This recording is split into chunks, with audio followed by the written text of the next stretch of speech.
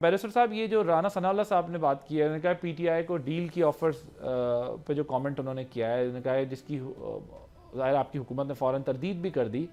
फिर इसी ड्यूरेशन में हमने देखा कि प्रेसिडेंट पाकिस्तान की जानिब से भी हस्ब रिवायत नहीं बल्कि खिलाफ रिवायत जो है इमरान खान को उन्होंने टारगेट किया। ये सब क्या इत्तफाक था या कोई मिसअंडरस्टैंडिंग थी? क्योंकि वो यूजुअली इस तरह प्रेसिडेंट कमेंट करते नहीं हैं चीज़ों के ऊपर।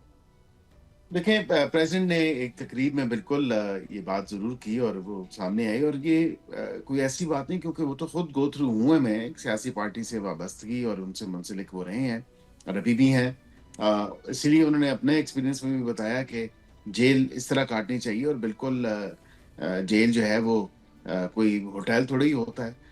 अब यहाँ पे जो बात आपने राणा साहब की तो मैं इस हवाले से ये आपको जरूर कह सकता हूँ कि उनकी बात को आउट ऑफ कॉन्टेक्स्ट लिया गया। ये तमाम तर मामला अक्टूबर और नवंबर 2024 के हवाले से था। और उस वक्त जब धरना कह लें या एहतजाज कह लें, वो कॉल ऑफ किया गया, तो फिर एक रीजनेबल एक्सपेक्टेशन जरूर या लेजिटिमेट एक्सपेक्टेशन जरूर पीटीआई के दोस्तों को हुकूमत से मंसूब हो गई। और हमने भी इस हद तक कहा कि आप एहतजाज आइंदा करेंगे तो हम किसी हद तक किसी लेवल तक कोऑपरेट जरूर करेंगे। इसलिए संजानी का तमाम तर मामला हुआ जिस पे आमादगी सबकी जाहिर थी और राजी थे, लेकिन उसमें सिर्फ और सिर्फ मेरे ख्याल से खान साहब की बहनें और उनकी अहलिया ही राजी नहीं थी। और संजानी के मुकाम से फिर डी चौक जाना और फिर वो तमाम तर मामलात जो 24, 25, 26 नवंबर के थे वो आपके सामने है। तो बात यह है कि इसको अगर आप डील का नाम देना चाहें तो बिल्कुल जरूर दें। तो ना कोई डील है ना कोई डील है। वैसे जेल जेल होती है। और सदर साहब ने बयान जब दिया तो ये उनकी पार्टी है, वो खुद ही वजाहत कर सकते हैं। हम तो समझते हैं कि ये एक इत्तेफाकन जो है मौका ऐसा आया जिस पे ये बात होगी। ओके अहमद साहब, ये how do you see this statement of Rana Sanaullah साहब, ये जो डील की ऑफर फिर इंफॉर्मेशन लेकिन मिनिस्टर अब ने आपने दो कंडेम किया बातें, उसको? एक तो राना सनाउल्लाह साहब की आपने कहा कोई डील नहीं है, कोई किसी किस्म की हमारे तक तो कोई इतला नहीं है कोई। अब वो राना साहब जो हैं, क्योंकि उनके एडवाइजर भी हैं, हुकूमत में हैं, शामिल हैं, उनके पास कोई इन्फॉर्मेशन हो तो मैं कह नहीं सकता। मेरे पास ऑनेस्टली ऐसी कोई नहीं है। और क्योंकि इमरान खान की तरफ से भी कोई इनिशिएटिव जो है डील के मुतालिक नहीं है और किसी डील से इमरान खान जो है बाहर आने को तैयार भी नहीं है। दूसरी बात है जो अभी जो है वो उनकी बात की है, जरदारी साहब की बात की है, तो जरदारी साहब को ये ख्याल रखना चाहिए था कि उन्होंने जेल कैसे काटी। कहते हैं ना जेल मैंने काटी, वो तो हॉस्पिटल में और जेल से जाके हॉस्पिटल में रहे और हॉस्पिटल भी खाली होता था। उन्होंने एक बकायदा एक कोठी ली हुई थी। आप अभी भी इंक्वायरी करा के निकालें, सारी डिटेल निकालें उनकी, किस अंदाज में रहे हैं वो। हॉस्पिटल में कोठी कहाँ है सर? वहाँ जहाँ पे वो जेल थी, जेल के करीब एक जगह पे वहां शिफ्ट हो जाते थे चुप करके, जो जिसकी इतला भी नहीं आती थी किसी को। क्या बातें करते हैं आप, पुरानी बातें खिलवाएंगे। उनका इनका क्या मुकाबला है? ये आप कह रहे हैं कि आसिफ अली जरदारी साहब जेल में नहीं रहते थे, बराबर में कोठी थी, वहां जाके रहते थे। ये आपको मिल जाएगी अगर इसकी इंक्वायरी करा दें आप सीक्रेटली, आपको सारी इंफॉर्मेशन मिल जाएगी। कहां से मिलेगी सर? वैसे उन बातों का बोलना नहीं चाहता, ठीक है खत्म हो गई, लेकिन इस किस्म की बातें उनको करनी जेब नहीं देती। प्रेसिडेंट ऑफ पाकिस्तान है, बस ठीक है, हर एक को पता है कि प्रेसिडेंट ऑफ पाकिस्तान है, लेकिन जो कुछ हुआ जो पुरानी बातों को खोलने की जरूरत नहीं है। जब ऐसी बातें करेंगे तो 100 उंगलियां उठेंगी। फिर बात यह है कि देखिए, ये अगर वक्त के ऊपर उनका ट्रीटमेंट सही तरीके से होता और उसमें कोई हर्ज नहीं था कि उनके रिश्तेदारों को भी और पार्टी के जो सरकर्दा लोग हैं उनको बीच में कॉन्फ्रेंस में लिया जाता, तो कोई उन्होंने क्या कर लेना था किसी ने।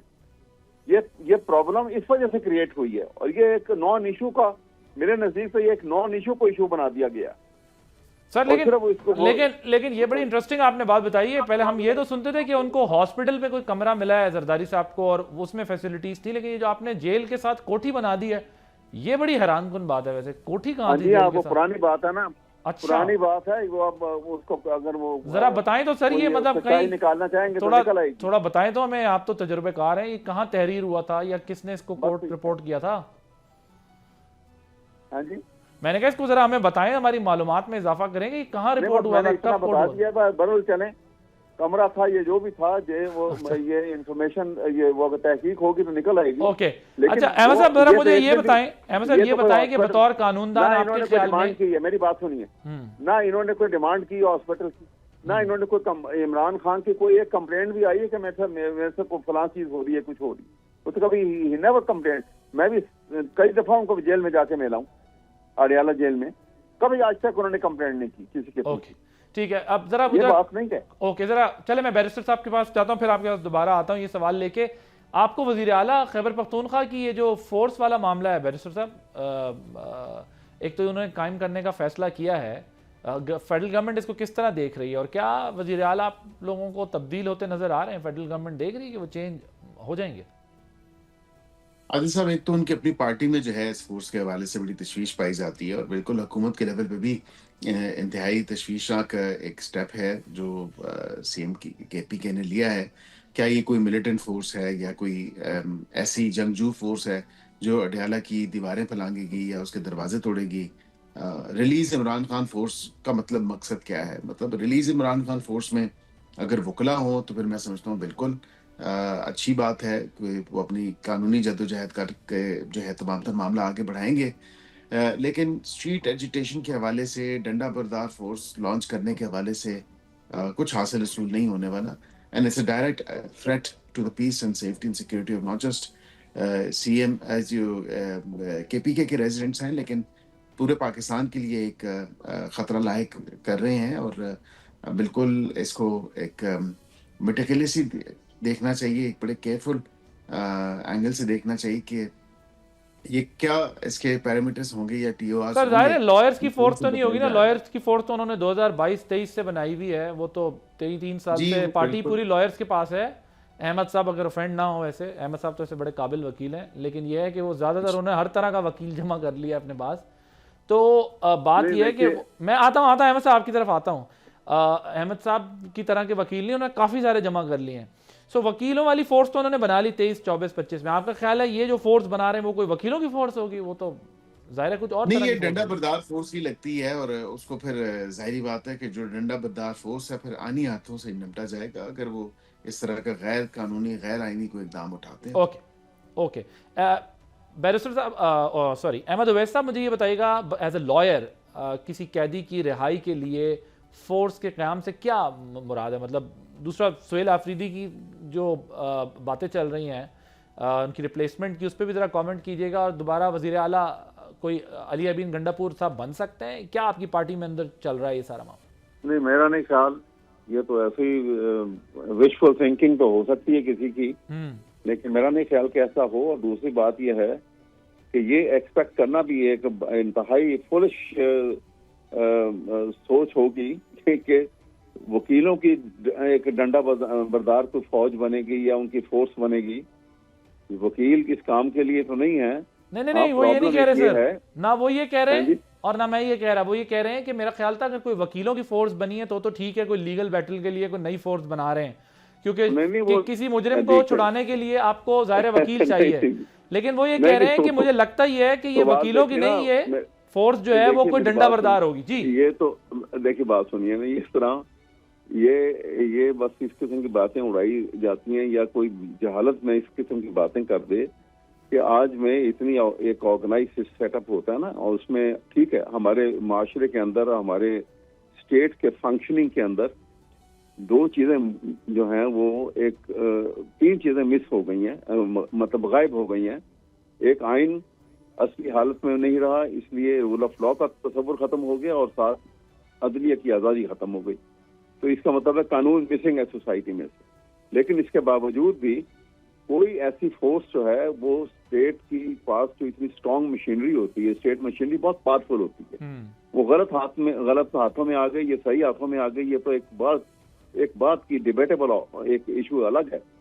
लेकिन उसका मुकाबले के लिए आप कहें कि डंडा बरदार फोर्स जाके उनका मुकाबला करेगी, तो ख्याल खाम के अलावा इसको क्या कह सकते हैं? ये ओथ क्यों ले रहे हैं उनसे, और किस बात का ओथ ले रहे हैं उनसे? ये ऐसी बात नहीं हो सकती। ये बिल्कुल ऐसा ही है कि वो जब खाकसार तहरीक चली थी ना पाकिस्तान बनने से पहले, सुना होगा आपने भी और हमने भी सुना, पढ़ा भी, तो उन्होंने वो बेलचा पकड़े होते थे। तो वो आप खाकसार, वैसे तो वो जो थे अल्लामा मशरकी जो थे, बड़े ही वाज जीनियस मैथमेटिशियन, बहुत सब कॉन्टिनेंट के उन्होंने टॉप किया था, गोल्ड मेडलिस्ट भी थे। लेकिन तहरीक जब चलाई थी तो अब वो एक ऑर्गेनाइज फोर्स के खिलाफ वो बेलचों से जाके लड़ते थे। अब वो लड़ाई तो नहीं हो सकती थी, मार ही पड़नी थी। तो इसी तरह से ये ऐसा कभी सोचा भी नहीं जा सकता। तो सर ये ओथ शोथ इनसे क्यों लिया जा रहा है, इन्होंने क्या करना है?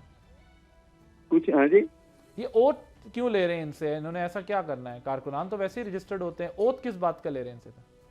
मैं ऐसे मेरे ख्याल में ये रेटरिक्स हैं जो इस्तेमाल कर रहे होंगे, और इससे बियॉन्ड तो इसकी कोई जाहिर है आप कानूनदान है, आपने बड़ी अच्छी बात की है, अच्छी बात की है आपने कि ये रेटरिक्स ही होंगे, वरना तो ये बड़ी अजीब बात है। सब्सक्राइब करें और बेल दबाएं ताकि कोई खबर रह न जाए।